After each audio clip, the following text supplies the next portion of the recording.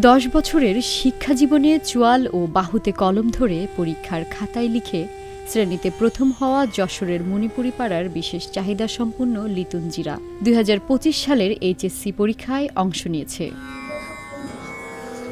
বৃহস্পতিবার 10 এপ্রিল উপজেলার Nehalpur school and college কেন্দ্রে বাংলা প্রথম পত্রের পরীক্ষা দিয়েছেন লিতুন। স্থানীয় গোপালপুর স্কুল অ্যান্ড কলেজ থেকে বিজ্ঞান বিভাগের শিক্ষার্থী হিসাবে এবারের এসএসসি পরীক্ষায় অংশ নিয়েছে।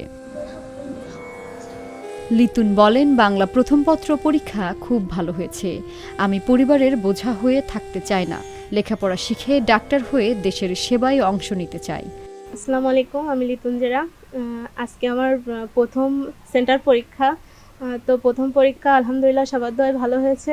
তো সবাই আমার জন্য দোয়া করবেন, আমি যেন ভালো করে পরীক্ষা দিয়ে ভালো রেজাল্ট করে ভবিষ্যতে ভালো ডাক্তার হয়ে মানুষের সেবা করতে পারি। লিতুনের শিক্ষক বলেন, লিতুন অসম্ভব মেধাবী।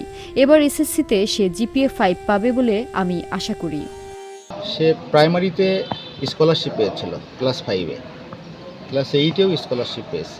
সে অদম্য মেধাবী এবং প্রতিভার অধিকারী। আপনারা দোয়া করবেন, এসএসসিতেও সে একটি ভালো রেজাল্ট করবে। নেহালপুর স্কুল অ্যান্ড কলেজের কেন্দ্র সচিব বলেন, বিশেষ চাহিদা সম্পন্ন হওয়ায় নিতুল জিরা পরীক্ষা দেওয়ার জন্য আধা ঘন্টা সময় বেশি পাচ্ছে। পরীক্ষার কক্ষে তার যেন কোনো সমস্যা না হয় সেদিকে আমরা খেয়াল রাখছি। তাকে যত সহযোগিতা দেওয়ার দরকার আমার কেন্দ্র থেকে আমি তাকে দিচ্ছি। পরবর্তী যত পরীক্ষাগুলো আছে সকল পরীক্ষাগুলো তারা সে অতিরিক্ত একটা সময়ও পায়, যে 30 মিনিট সময় পাবে। আমার বোর্ড থেকে তেমন নির্দেশনাও আছে এবং সে ব্যাপারে আমি আমার কেন্দ্র যে সমস্ত কক্ষ পরিদর্শক আছে তাদেরকেও সেভাবে আমি নির্দেশনা দিয়েছি এবং আশা করি সে ভালো পরীক্ষা দিবে এবং রেজাল্টও ভালো করবে।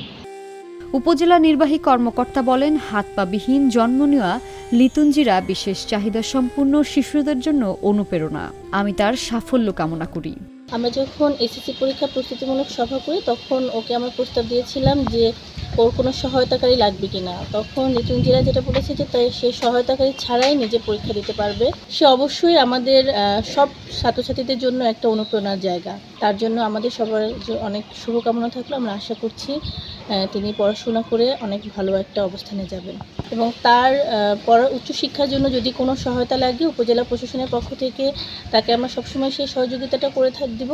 আর 5ম শ্রেণীতে বৃত্তি পাওয়ার পর গোপালপুর স্কুল অ্যান্ড কলেজে 6ষ্ঠ শ্রেণীতে ভর্তি হয় লিতুন। সেখান থেকে 8ম শ্রেণীতে বৃত্তি লাভের পর একই প্রতিষ্ঠানে বিজ্ঞান বিভাগে 9ম শ্রেণীতে ভর্তি হন তিনি।